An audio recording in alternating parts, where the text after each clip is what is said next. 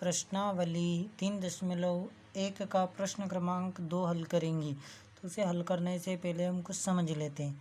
यदि मुझे ये अवयव दिया हुआ है,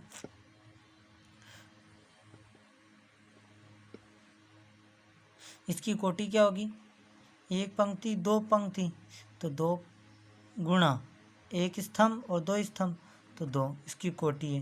तो इसमें अवयवों की संख्या क्या होगी? हम गिनते हैं 1 2 3 4, 4 अवयव होंगे। लेकिन हमें यदि कोटि दी हो, पता अवयव नहीं दिया है, बोला है कि 2 गुणा 2 कोटि का अवयव है, तो बताइए अवयव कितने होंगे? हम गिन तो सकते नहीं है, तो वहाँ कोटियाँ कैसे निकालेंगे? हम क्या करेंगे? इन दोनों का गुणा करेंगे, तो 2 दूना 4, तो ये क्या जाएगी? अवयवों की संख्या। यदि यहाँ पर ध्यान से देखना,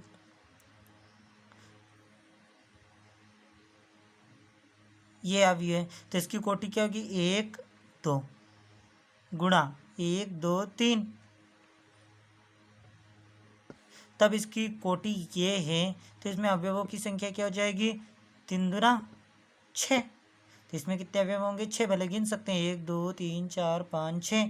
यानी कि यदि यहाँ पर पंक्तियों की संख्या m आ जाए इंटू स्तंभों की संख्या n आ जाए, तब कोटियाँ क्या होगी? इन दोनों का गुणनफल, अर्थात m इंटू n। यदि कोटि में पंक्तियों की संख्या m पंक्ति हो अवयव में किसी, और स्तंभों की संख्या कितनी हो? n, तब उसकी कोटि m क्रॉस n होगी। तो उसमें अवयवों की संख्या क्या होगी? अभी हमने निकाला, इसमें इसका गुणा किया था, इसमें इसका गुणा किया था, अवयवों की संख्या मिली, तो हम भी इसमें m और n का गुणा कर देंगे, तो m इंटू n बराबर क्या हो जाएगी? अवयवों की संख्या।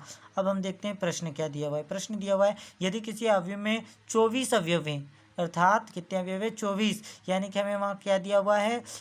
m इंटू एन दिया हुआ है। m इंटू एन क्या दिया हुआ है? 24 अवयव है। तो इसकी संभव कोटियाँ ज्ञात करनी है, तो हमें ज्ञात क्या करना है?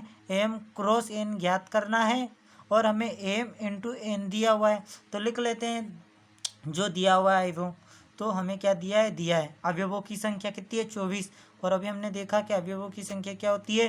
पंक्तियों की संख्या गुणित पंक्तियों की संख्या गुणित स्तंभों की संख्या। तो हम लिख लेते हैं पंक्तियों की संख्या गुणित स्तंभों की संख्या कितनी दी हुई है? 24। पंक्ति को हमने n माना, क्या माना? पंक्ति को m माना, और स्तंभ को n माना, तब कोटि क्या हो जाएगी?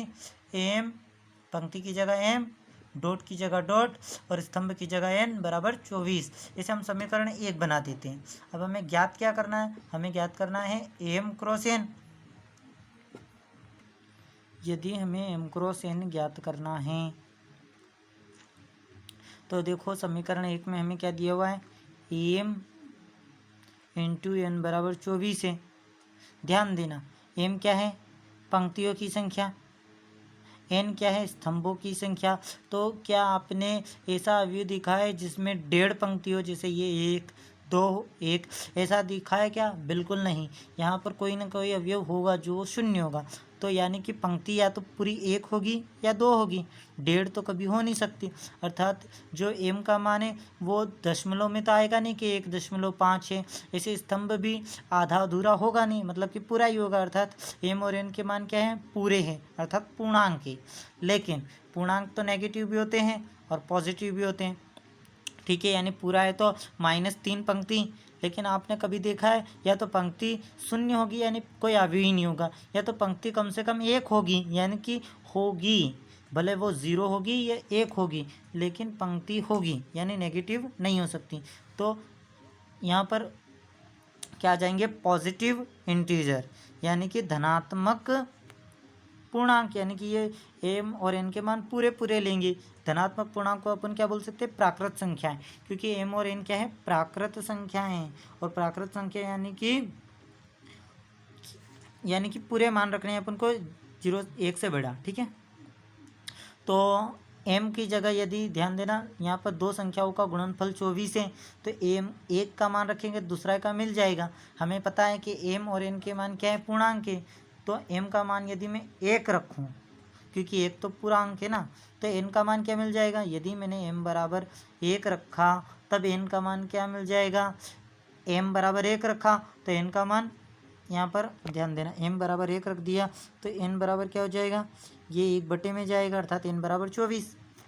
यदि मैंने m बराबर 2 रखा तो n बराबर क्या आ जाएगा? यहाँ पर मैंने 2 रख दिया, बराबर 24 है। 2 से 24 को काटा बराबर, तो n का मान मुझे मिल जाएगा 12। इसी प्रकार मैं आगे जाके हल करूँगा।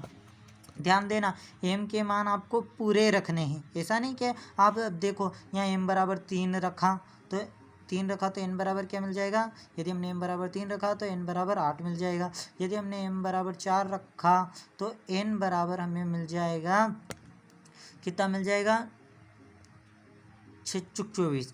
यदि मैंने m बराबर 5 रखा तो n बराबर क्या मिलेगा। ध्यान देना, यदि मैंने m बराबर 5 रखा तो n बराबर क्या मिल जाएगा, n बराबर हो जाएगा 24/5, यानी कि n का मान दशमलव में आएगा, क्योंकि भाग तो जाएगा नहीं, और हम जानते हैं कि n का मान दशमलव में नहीं आ सकता है ना, इसलिए हम m बराबर 5 नहीं रखेंगे। 5 नहीं रखेंगे तो फिर 6 रख के देख लेते हैं। तो m बराबर यदि हम 6 रखते हैं तो n बराबर हमें क्या मिल जाएगा, 4 मिल जाएगा। ठीक है, देखो 6 रखा तो 4 मिलेगा, तो ऐसे ही उल्टा हो जाएगा। 8 रखेंगे तो 3 मिल जाएगा, 12 रखेंगे तो 2 मिल जाएगा, 24 रखेंगे तो 1 मिल जाएगा। तो ठीक इसका उल्टा कर देंगे। ठीक है, अब हम देख लेते हैं, यदि समीकरण 1 से m और n क्रमशः क्या है, पंक्ति व स्तंभों की संख्या, और हम जानते हैं पंक्ति व स्तंभों की संख्या पूर्णांक है, इसलिए m के मान धनात्मक पूर्णांक रखेंगे और n के मान धनात्मक पूर्णांक ही मिलेंगे। तो m का मान 1 रखा तो n का मान 24 मिला, m का मान 2 रखा तो n का मान 12 मिला। इसी प्रकार ये हो गया। इसी प्रकार संभव कोटियाँ निकल जाएगी, इसलिए संभव कोटि क्या निकलेगी, यदि m का मान 1 रखा तो n का मान 24 मिला, तो m क्रॉस n 2 रखा तो ये पुनः यदि अवयव में 13 अवयव हैं तब क्या होगा, तब m इंटू n बराबर 13 हो जाएगा। m बराबर 1 रखेंगे तो n बराबर 13 मिल जाएगा। अब m बराबर डायरेक्टली 13 रखेंगे तो n बराबर 1 मिल जाएगा। 2 क्यों नहीं रखेंगे, 3 क्यों नहीं रखेंगे, क्योंकि 2 और 3 रखने पर हमें n के मान पूर्णांक नहीं मिलेंगे, इसलिए। ठीक है, अर्थात संभव कोटियाँ 13 गुणित 1 और 1 गुणित 13 होगी। धन्यवाद। यदि आपको इसकी लिंक चाहिए तो डिस्क्रिप्शन में दी हुई है हमारे व्हाट्सएप ग्रुप की लिंक, और इसकी यदि आप नोट करना चाहें तो धन्यवाद।